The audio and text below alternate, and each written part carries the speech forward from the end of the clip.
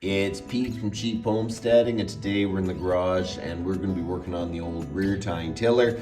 Previously, I did a compression test, I did a leak down test. We saw that the valves had quite a bit of leak by, and we adjusted them and it still was kind of bad, so we need to rebuild the engine. So I ordered a rebuild kit from a company out of Virginia.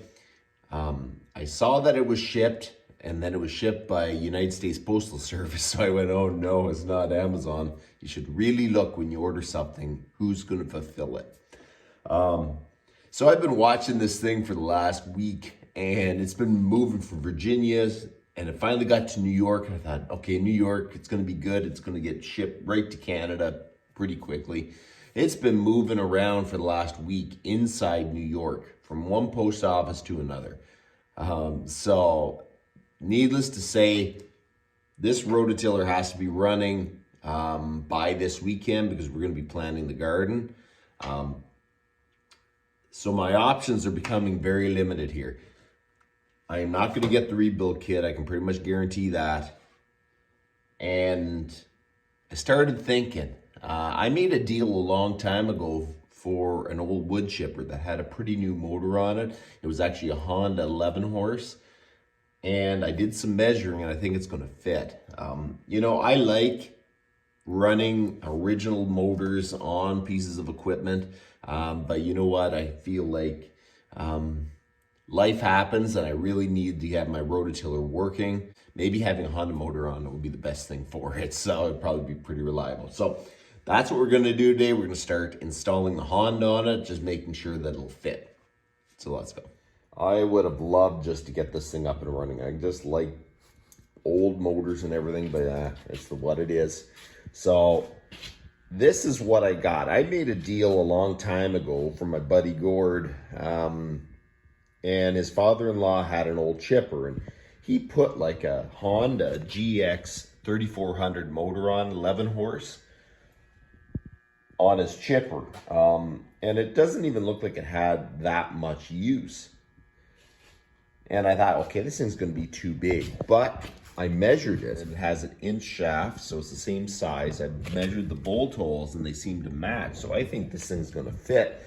The only thing that I see that's going to be different is the support piece. I think it's meant to support my handle, give it a little more support. So we might have to reimagine that. But so that's what we're going to do today. We're going to start installing a Honda. Normally, I would get it up and running first because the carb's probably gummed up. But I kind of want to see that it'll actually fit first before I actually start working on the engine. So I think we're just going to take this motor off and install the Honda and then just start at it. So we're going to be keeping all these parts, and my goal is actually to rebuild this and maybe even putting this back on the old chipper or whatever later.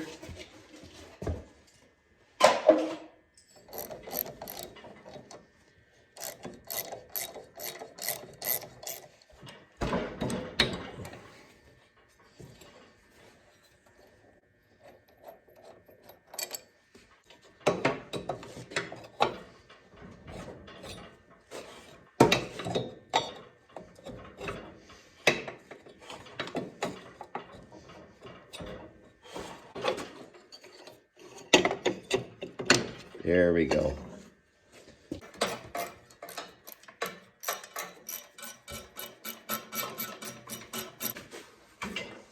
There we go, the motor's off.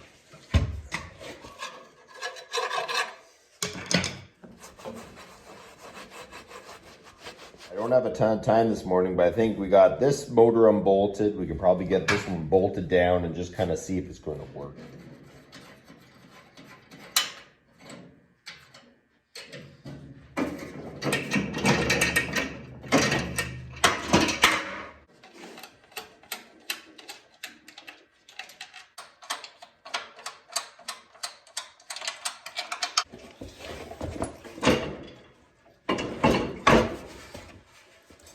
So the first issue for this to fit is basically when I go to forward, I hit that fin. And I don't really want to be cutting off a fin. I wonder how much higher I have to go for it to clear that.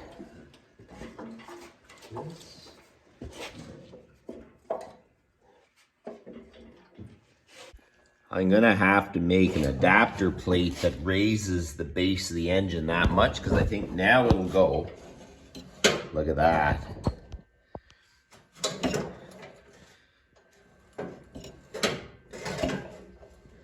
I'm gonna do a little bit of measuring, see if I can find some steel that would fit that good. So I think that is looking real good. So now I think what we're gonna do is we're gonna drill the holes to bolt this down, and then we're just gonna weld this in place.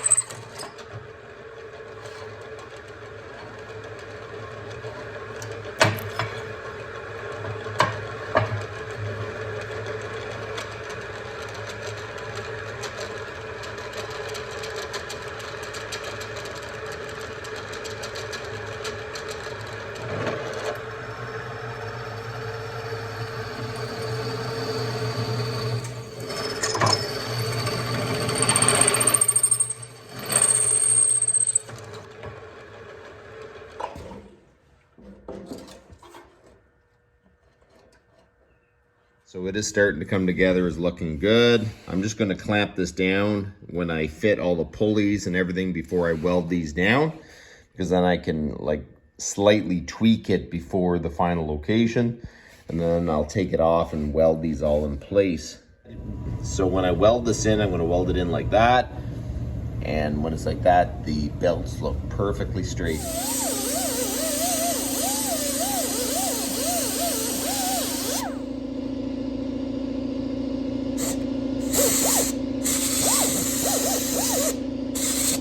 So we're just gonna tack in those square tubes, just tack it real good so it's not gonna come loose, remove the engine, then we can weld the rest of it.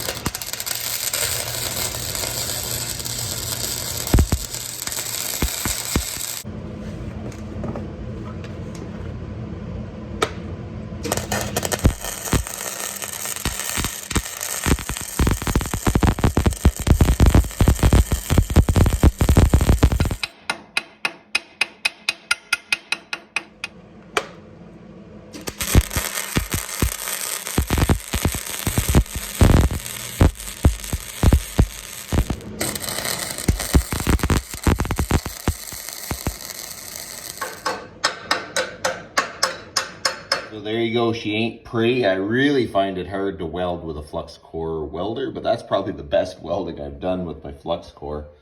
I do want to get a tank so I can actually just use it as a MIG. But I don't think she's gonna fall off. It's got lots and lots of penetration. We'll let that cool down for a little bit. I'll grind it up, paint it, and it'll look like a brand new one. So last night we painted it, so now we're gonna install the motor again.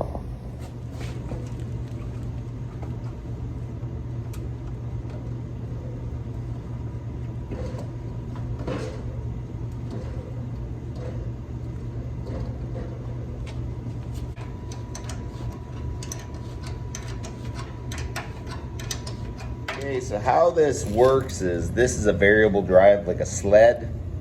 So when it is in neutral, the front belt's loose. Whenever I have 5 gears, which aren't really gears, they're kind of just like rolling ranges, this will pull on the idler, and then this will go deeper in and this will come out farther. It's a very, very simple system, but it does work good to have a bunch of ranges and speeds. Okay, so we're back at this thing, and now everything's installed, but we have to try to get the belt guard. You know what? It's pretty much functional right now, but I don't want to stop now. I want to finish putting the belt guard on. It's kind of nice to have a belt guard in case we get caught up in it or something crazy. It's kind of nice to just finish this off. So that's what we're doing at work. I kind of hacked up the cover.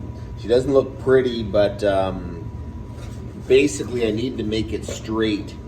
So I added a piece of metal and welded it. So we have to make the front bracket fit, but I think that is going to work. So we're back at it.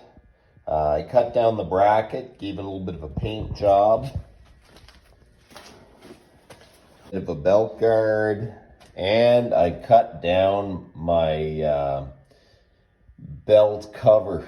It's not the prettiest thing. I could do a little bit of a body work to it later if I wanted to look better, but came out better than I thought it was for just gonna hack my cover open. So that's what we're gonna do. We're gonna install this on here and see if my measuring and that the bracket fits.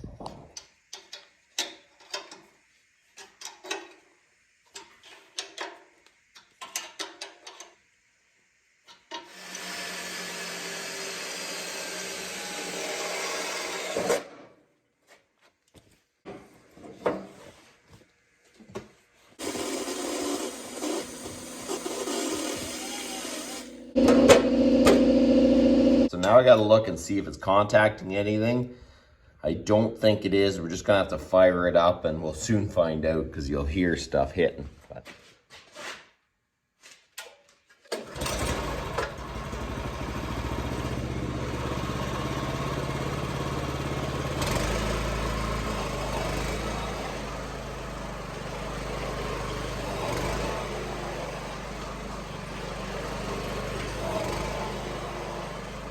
so there you go, my MTD root tine tiller. We're finished the conversion from Briggs Stratton 8-horse to Honda 11-horse. It absolutely starts and runs great. Super happy with that. I have to say the worst part of the whole project was getting this belt guard back on. It is an absolute nightmare to make a belt guard go on. It seems very simple, but it really was a pain in the butt. So I won't have time today to actually run it in the garden. So probably tomorrow we're gonna start rototilling and planting the garden. So we'll get lots of use out of it then. So that's about enough for today. You guys have a good one.